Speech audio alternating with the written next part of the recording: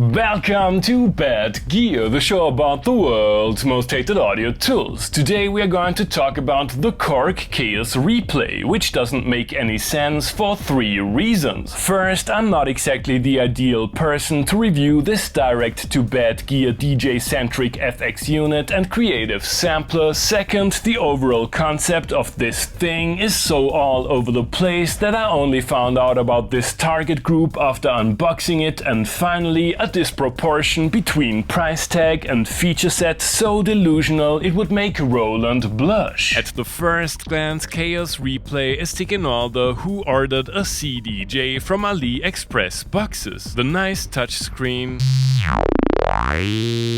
sleek pads, and robust enclosure stand in stark contrast to facepalm-inducing USB connectivity, disturbing lack of jack outputs, and strong reliance on unsettlingly wobbly, tiny, and unergonomic plastic knobs. Pads can be assigned to one of 2 faders for live performances and DJ sets, which is nice though.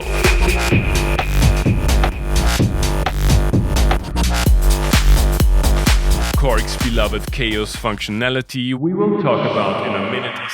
The replay is first and foremost a sampler. Loops will play back in the right tempo by applying either variable pitch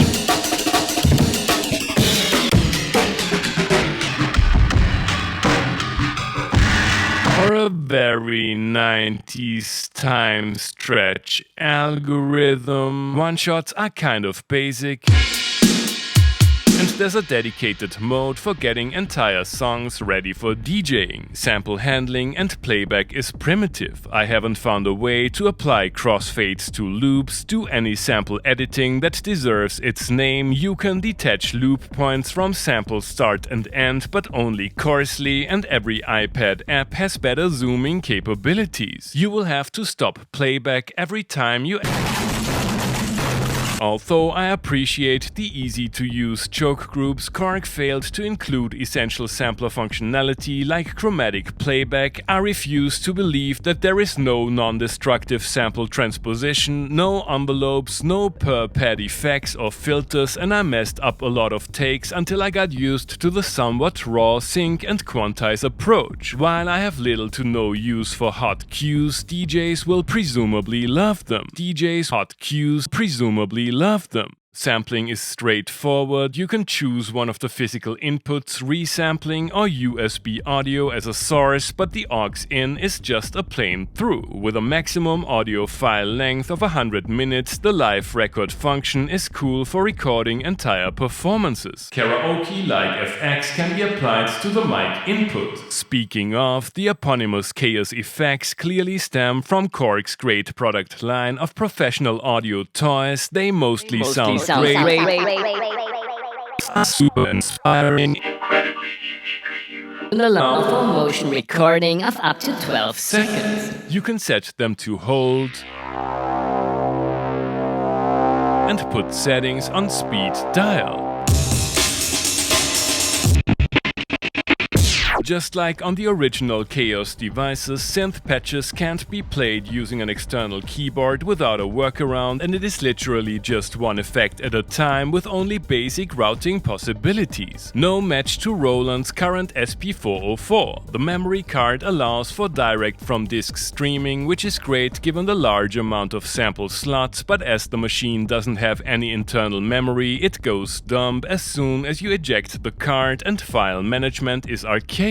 I gave up on getting MIDI sync to actually work in a jam situation, but the additional Midi Controller features are nice to have. There is no sequencer and it boggles my mind. You can hook up a vinyl player, pre-listen samples before bringing them in, but the mic input doesn't come with phantom power. For the price of one Korg Kaoss Replay, you can almost get 2 of its main competitors, so thanks to Klangfarbe for lending me one of their floor models. Creative samplers have been going through a revival, and it doesn't come as a surprise that Korg wants to be part of it. Is the tried and tested Kaoss concept a game changer here, or does it just make no sense? You have already heard Replay in today's intro tune. That not only sounds really bad, it's also close to impossible without cheating. Time to load up a few loops I found on my hard drive and used the instrument as it was intended by the manufacturer.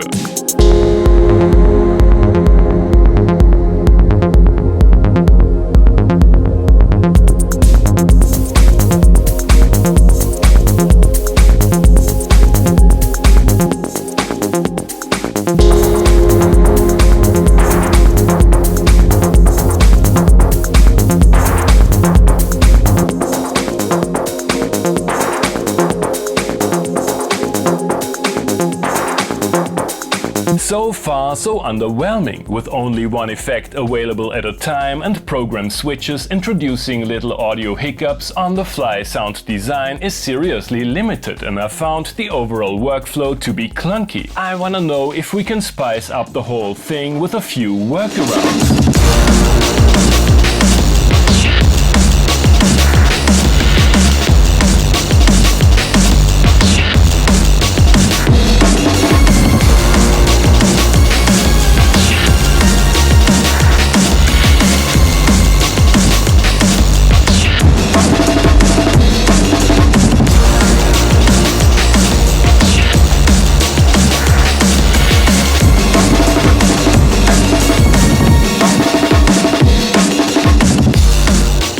That's more like it. The synth patches wreak havoc when played through the RetroKit smart MIDI cable, and the FX totally hit the spot. I love the two-fader interface, but the lack of chromatic sample playback is a real bummer. It would be great to have all this functionality available at the same time. Let's push the Kaoss FX, which I've totally underused in this episode, to the limit, and I'll save the voice processing patches for today's Patreon shoutout, unfinished like that cursed machine corporate rave-ready TikTok techno.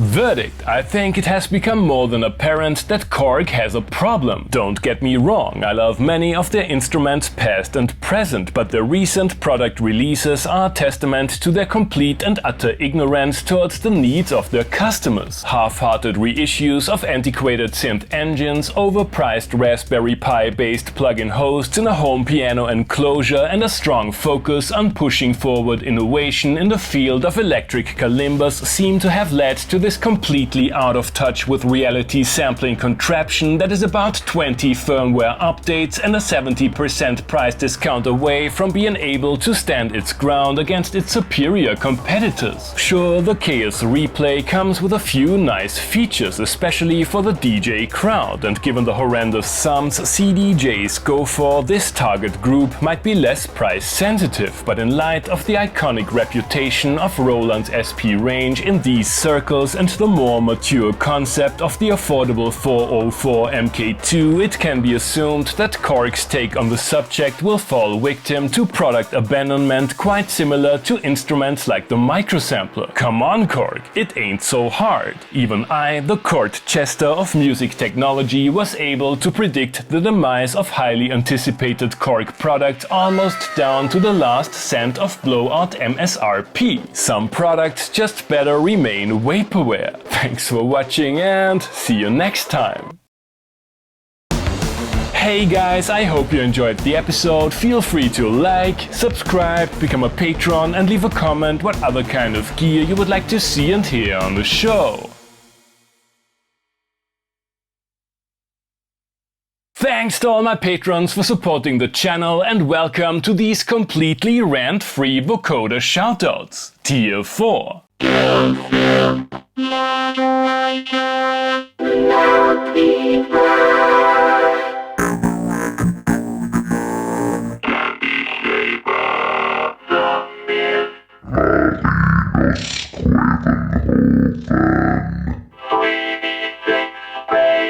DJ Venn Diagram. Thomas Diefenbach. Tala Glitchin.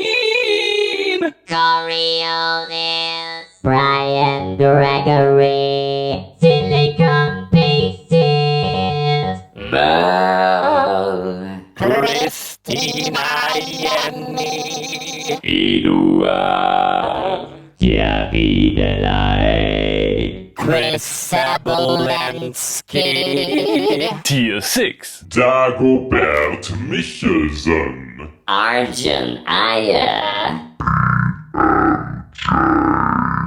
Again, thank you so much for supporting the channel. See you next month.